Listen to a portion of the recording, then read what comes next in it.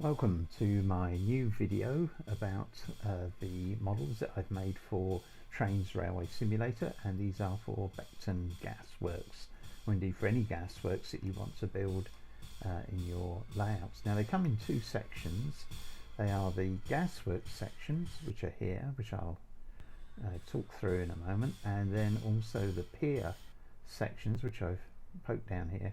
And I've just mocked up this landscape. I mean, it's far too big even for Beckton Gasworks, which was the biggest in the world, but it was between the River Thames, which is behind us there, look, looking like the Pacific Ocean, and the Northern Outfall Sewer, which was this ridge here, and that was built by Bazalgette in the middle of the 19th century to take all the waste, the sewage, out of London.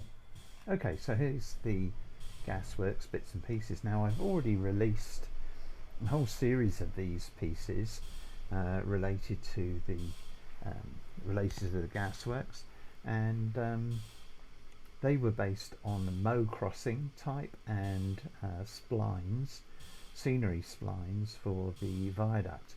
And when I was making a video first starting to make a video to try those out, they didn't really work for me, because they meant you had to put track, you had to add track on top of them at the correct height, and it just became too fiddly for me. So what I've done is, using the same meshes, I've now produced a parallel set of components for the gasworks, and these are here, and I'm going to talk through those in a moment.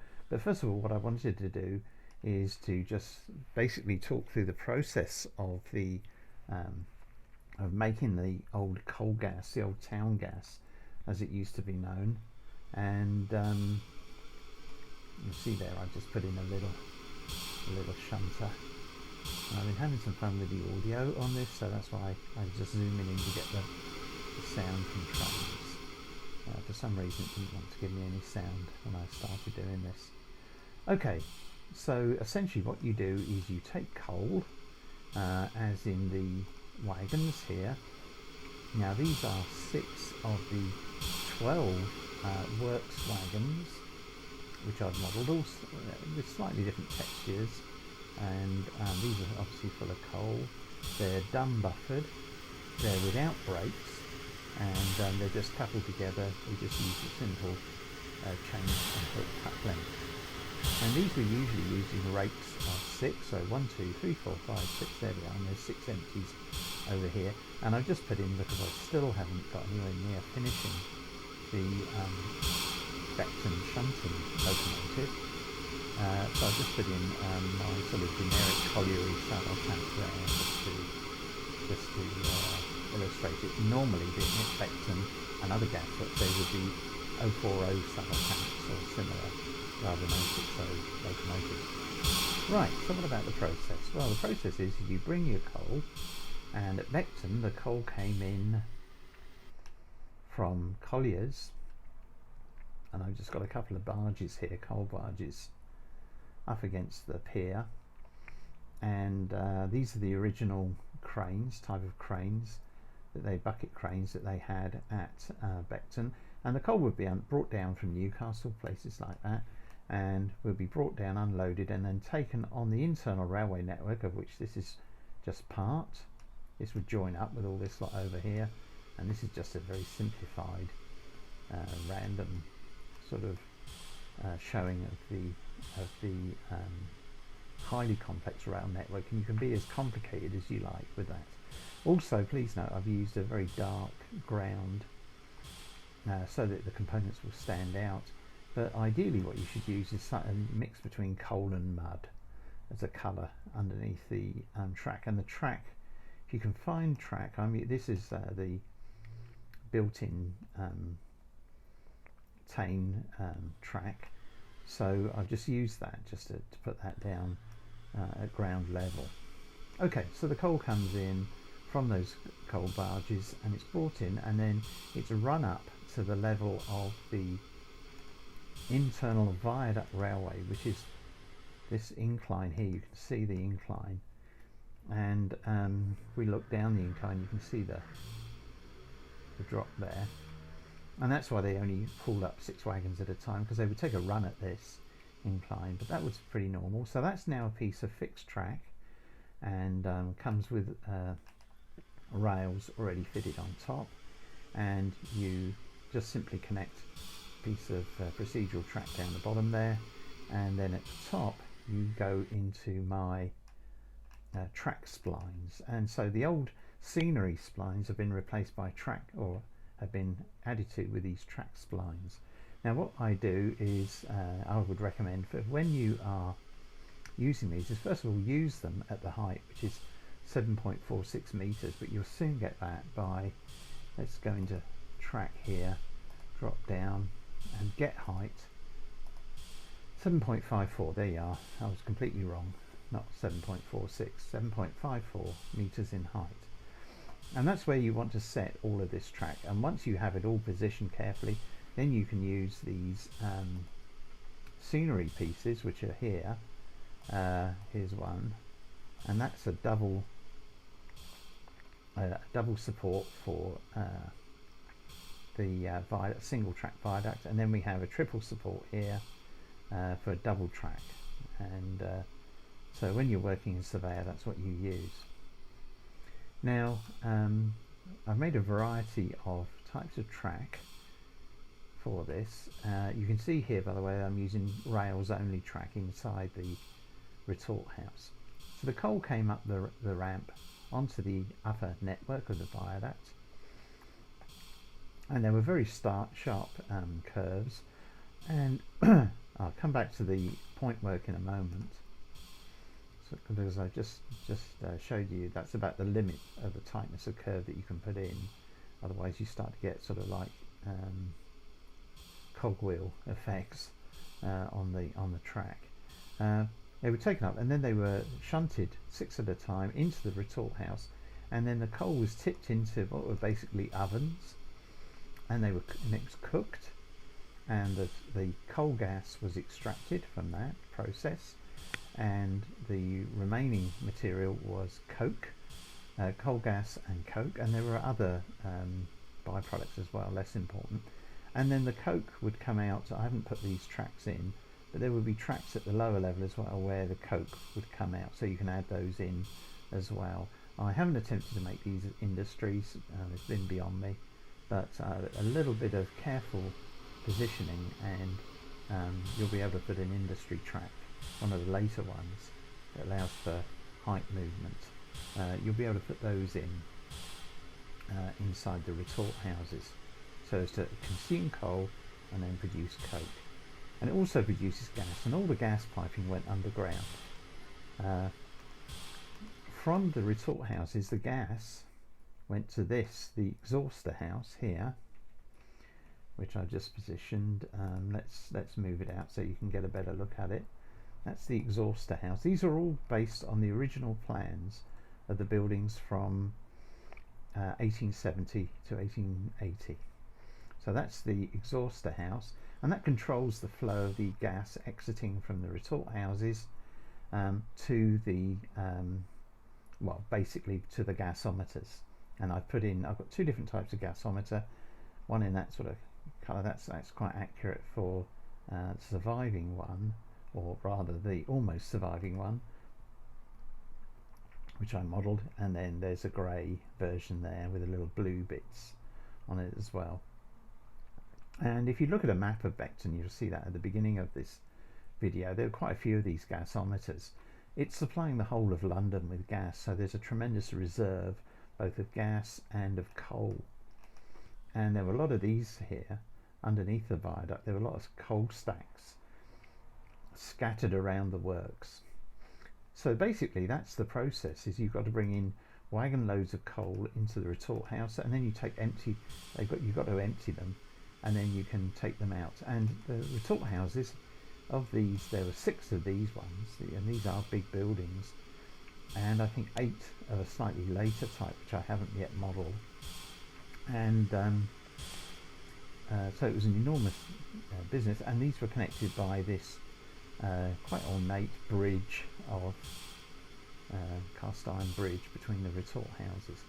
But whether you use the retort house individually or in groups, you need to connect them all up or have track running through them, and there should really be track coming out here at the end, which will accommodate empty, where the empty wagons will come out. And so the empty coal wagons, like this down here, they're a bit high level and they have to be run back down the incline down to the lower level, or kept on a long viaduct. It was an enormous viaduct that went right around the site, and it was a big site, not quite as big as this, but pretty big. And that connected up with the pier. And I'm going to come onto the pier in a minute. But what else have we got here? Well, there's the tiny meter house over the way there. Now that was literally for metering the flow of gas from the exhauster house into the gasometers. And you can see there it was a remarkable building. It's sort of columned, sort of like a little Greek temple. And there's a door at the side there.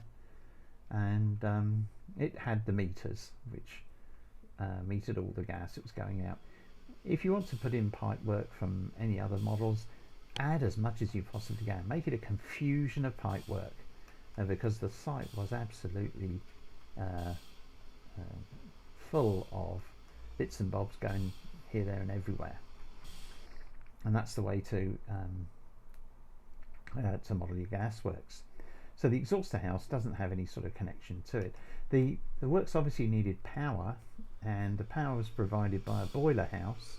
In fact, there were a couple of these at Beckton, and this is just a little animated boiler house, just using coal. And you can see that it's very similar to any sort of boiler house, but that was again the original design from the 1870s, which I've modelled there to give you the original look of Beckton Gasworks. And there's just a little wagon there, so we've got a coal stack next to that, and it just gets filled up and then back in it goes, and it gets dumped, the coal gets dumped into the boiler there inside. There's a little bit of detail inside, as I recall. Yeah, I've got some sort of suggestion of boilers, but I wasn't going to model the interior of these buildings. They're far too complex. So that gives you power, that gives you the gas being produced, that gives you the coal going in, coke and gas coming out, going into the gas holders, which are then deliver the gas to the customers, or to distribution. It's distributed. So what are the components which I've made? Well, apart from those which I've shown you, and I'm going to come on to these ones here in a moment, there's the engine house, the loco shed, turntable, roundhouse. And this was, again, this is modelled on the actual roundhouse at Beckton. Fairly simple looking model. And I've left all the windows unglazed so that you can actually see your locomotives inside. And you want to use nothing more than 040 tanks or saddle tanks on this, because there was certainly nothing larger than those. Okay, so what about the components? Well, you might begin to suspect that I've not actually modelled everything completely so that you don't have to do any work, because the turnouts are essentially fixed track pieces, but they require connecting up. So what you need to do with those is get them into position, like I've got them in position here, and then you need to add track, but it will click on. Let's have a look at track. What we want is, let's see, I think I've got some of my own standard gauge rails only. There we are, 1.5 meter lengths. So essentially on the ground, just lay out your track. There we go. And then moving each over to the points, and then connect them, and they'll jump up to the correct height. Ooh, that looks awful, doesn't it? There we go. And then move this one over to here. Is that correct? It looks awful. Something definitely not right there. Well, let's get the height in. That'll probably help it a bit. Yes, there we are. Look. So we've just got to position these. So I've left all the We need to straighten that bit, don't we? Get a bit of curve on it. I don't think that's connected in, it's going down to the... No, I haven't done that very well. So let's just delete that. And that's it there. And have another go. So what I'll do is I'll lay it out on the ground. There we are. Straighten that. And then I'll also put the heights in. There we are. So that might help it a bit. And we take this over. You might remember this from wiring up pre-procedural track days. Now we don't want it going there. We want it going... Let's move that there, and we want it to go on that one, the inner one. And let's move that over a little bit. And this goes on the inner one. After you've done half a dozen, they become second nature, so don't despair. Stick with it. And then on this one, and then we just need to move the junction so that it's more or less over those black bits. The problem with this, I found, is that that's about the best I'm going to get it. The curves are so tight that Trains Track just, you know, has all sorts of fun trying to get it right. I did try to use procedural rails only, but it blew its brains. It just wouldn't let me. It was just too tight. So that's how you wire up the turnouts. Get them into position first, like over here, and then wire them up. And the reason why there are two of the left and right hand is because, you can probably see here, this railing along the side here, that was used throughout the viaduct track, and I've got one with a rail each side and one with a railing on the one side, and that's so that you can marry up the one-sided left hand with the one-sided right hand to produce that sort of a junction there. Otherwise we'd have this rail running down the middle. There's not much I can do about this sort of rather awkward junction here. I suppose there is actually, because these are my track splines, and again what I've done is I've made them a single track with railings each side, and then a single track with railings on one side. And if I use a short section of those single-sided track splines in this middle bit here, just here, so that the actual double railings don't start for a little bit. It's all about just tweaking it. Remember, once you've got all of your track in place, you'll need plenty of these supports, which you just move underneath at appropriate distances, not too far. You know, it wasn't the fourth bridge. And so what else have we got? Well, apart from those track splines and the turnouts, there's a Y turnout there with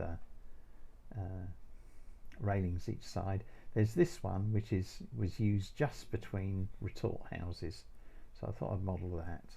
And then you get a single fixed track piece that will straighten up the track splines, or a double track piece for straightening up that. And you can see that I've used the double track one here, for example, and I've created what I think is about the maximum curve, the tightest curve that you can use on this. But it had a lot of tight curves, so you're quite okay for that. I haven't bothered with the ground level material because well, I didn't think there was much point ground level track, because you know you're going to use ordinary track or rail only track or whatever you want really for the ground level.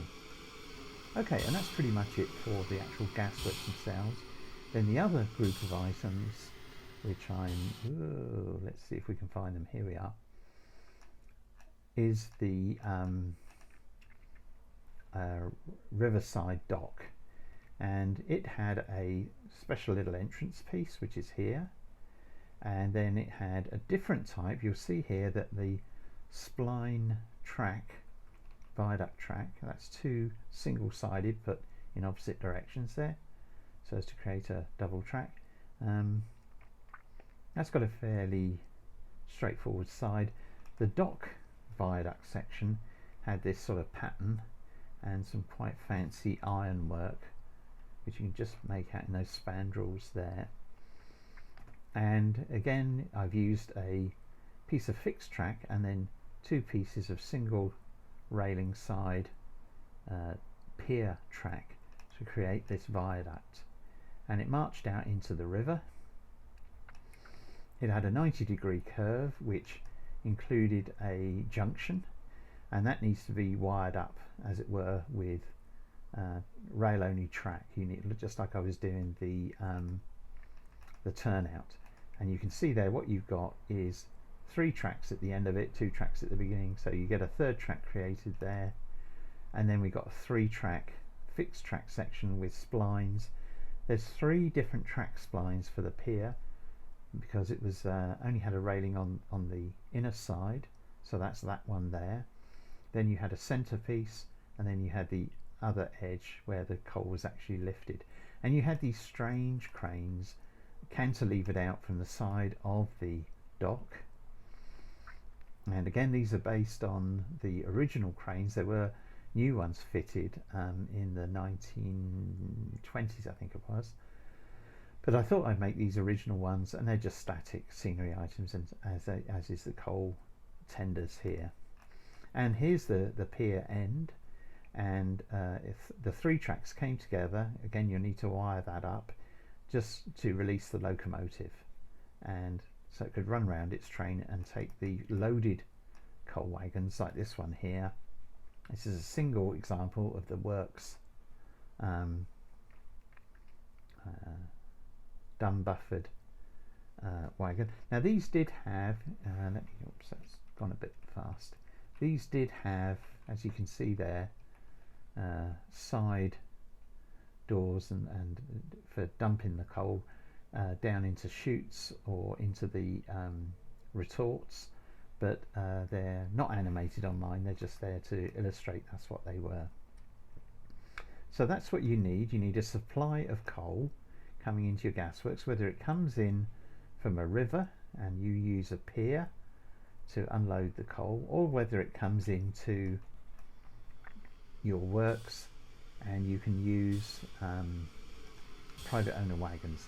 And for the Gaslight and Coke Company in London, I've modelled 4 slightly different wagons for that one. Those, obviously the first and the last got the same sort of logo, and this one's got Coke boards up on the top. These two are the same, and this one's got a Coke boards up. So there we are. That gives you an idea of all of my models so far for the gasworks. The locomotive is still slowly underway. There's a few things I've noticed while doing this I just need to tweak, and I'm aiming to release these in about the 1st of August, something like that, in a week or two's time. So that will be on my website, and this is the first video which I've done for my new channel, because just an apology that I did manage to banjax my access to my old channel, so I can't add any more videos to that, and this is now the home for videos about my trains models, and indeed anything else that takes my fancy. So I hope that's been of interest. Please leave comments if you want. Give me a thumbs up. If you're not already subscribed, please do. I did have over 770 subscribers on my previous channel, and I'm in the low double figures at the moment on this one. So all subscribers, very welcome indeed. Doesn't cost you anything, doesn't commit you to anything, just gives me a bit of a boost. So there we are. I'll leave it at that, and as I say, any queries about any of these aspects of the gasworks, I'm quite happy to answer, so please do post your comments.